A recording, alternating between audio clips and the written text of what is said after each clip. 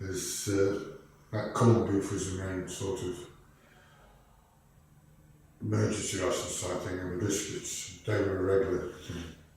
It comes from way back. First time the British Army had it was in the Crimea. But what it basically is, it's slices of beef with salt, and the salt is in like little quarter-inch lumps known as cones. So you put a slice of beef, there the salt, another slice of beef, and then done with the brisket, which is pressed down. That's exactly what it is, pressed beef.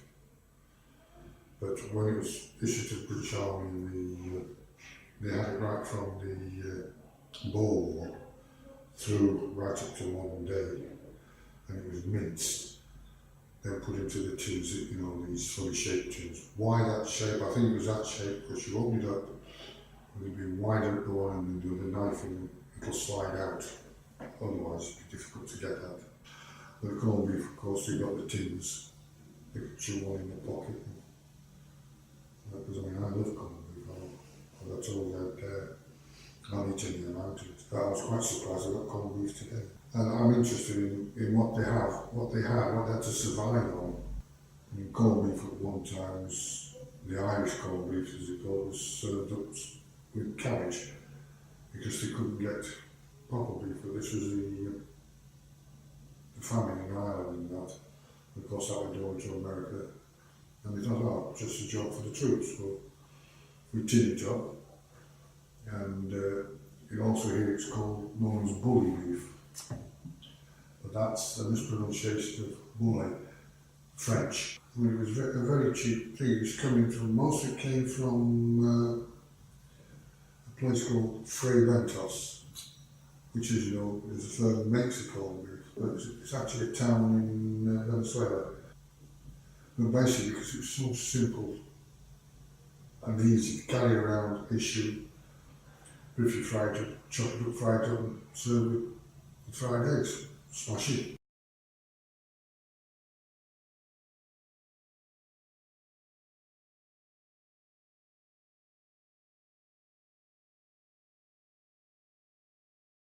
I think that smaller things, and a lot of people come to museums and they're, what's your most valuable item? So people come in and they say they want to see things like Victoria crosses. But I think the most valuable items are the smaller items, the items that people would have seen every day, that people just forget about. And because people have forgotten about them over the last 100 years, they've got lost, they've got thrown away. Oh, we don't want that anymore, it's just a piece of rubbish. So my item is a Huntley and Palmer's biscuit. And it sounds a bit random, but there are very few of them still around. We've got two in the collections. One's an original one, one's a copy just to show. But it's nice to have an original one there on show. And that's what soldiers would have seen day to day, every day. I was just did a little bit of research on the biscuit itself. And there were about 60,000 of these biscuits made and taken over to the First World War. And there was two different types, and ours is a Huntley and Palmer's number 4. We also produced a Huntley and Palmer's number 9. But it was ideal for them to make in that war situation in Huntley and Palmer's because it didn't have any sugar involved in the biscuit making. So they could make hundreds and hundreds of these biscuits, ship them over, and the soldiers could see the name Huntley and Palmer's. They could think that they were at home, eating biscuits at home with a name and brand that they all knew.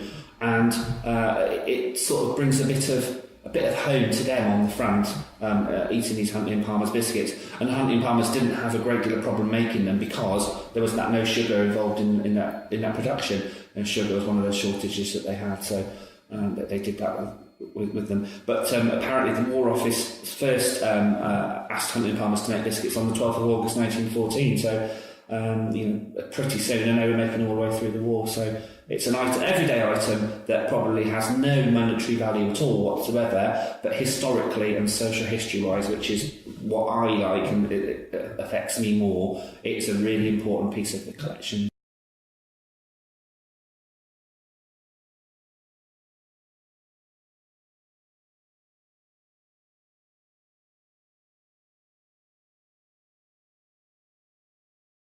Captain Tanner was an officer. He went off to the war At one stage in the war, he was badly wounded. I think he got shot in the head, if I remember rightly. He did come back to the railway station here in Shrewsbury, and he lived in a village some miles outside of Shrewsbury. And he actually got on a horse here and rode home to the village. And the story is that he wasn't expecting any sort of hero's welcome, but the village had heard about his injury, and they put the bunting out and the flags, and they were all lining the village, etc. They come back with a big party for him. Now, he served throughout the war. After his injury, he went back into the front line. He served through the war. At the end of the war, he came out. And of course, in those days, the officers would buy their own uniforms. And he had this jacket of his, and he came out, and obviously being our local wine merchant, he was very interested in keeping bees. And there was quite a bad winter, I think, after the war. It got quite cold here in Shropshire. And he decided what he would do is he would actually use his military jacket, his captain's jacket, and he took the cover off the beehive, and then inside you got the actual hive itself. And what he did was he put the jacket around 3 sides, the back and 2 sides, and the front was so open for the bees to go in and out. And a form of insulation for the bees. And the jacket stayed in there, I think by the sound of it, it stayed in there for something like 25, 30 years. When one of his sons, later on, found this jacket in the hive, being a lad still at school at that time, he thought, wow, I found this jacket, and he found it had the buttons on it, regimental buttons from the Great War. And he realised, this was after the Second World War, he realised, well, these buttons might make very good swaps.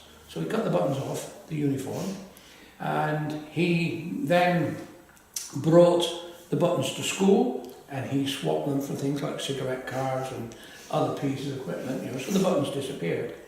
And then just after we reopened the IRA bombing, the present Mr. Tanner, who owns the wine merchants, actually came to us and said, Dad had this and he wants it to come to the museum. He said, the only problem is, he said, this uniform is wonderful, but the buttons are missing. And I said, well, what's happened to it? And he told me the story about the beehive and the fact that they'd taken it off the beehive because they weren't using it anymore, and they wanted to hand it to the museum. And he said, we're very embarrassed that the buttons have been lost. And as luck would have it, we had a box here with some buttons in, and we had just about enough set of buttons to put back on the uniform.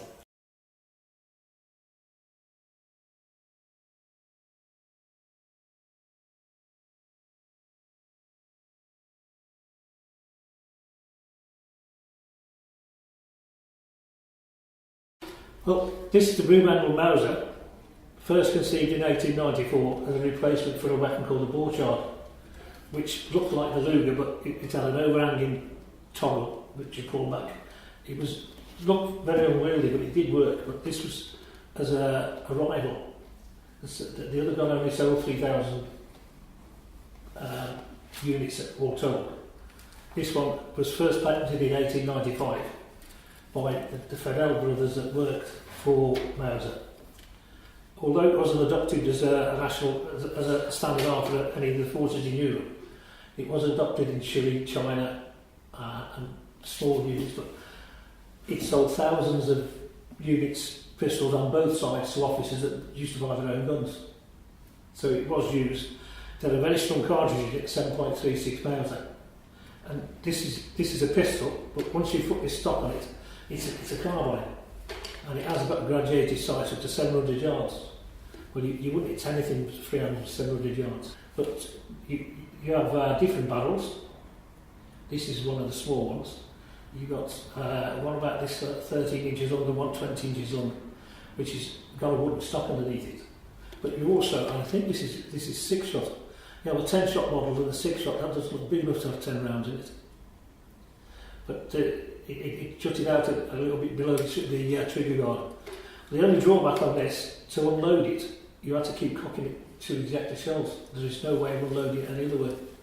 So that's it's a bit of a safety feature in today's modern world, but it's just so nice. And like I said before, there's only 2 screws in it. They're holding the wooden stocks onto the pistol grip. Everything else is interlocking, and it's that well machined. You probably wouldn't be able to produce one of these today because of the cost. But that's all I can tell you really about the gun. But it's the balance and the look of the gun is so unique. That's one of the main ones. Obendorf, Neckar is one of the main weapon producing centres of the old-fashioned Germany. But yeah, it's just an interesting weapon.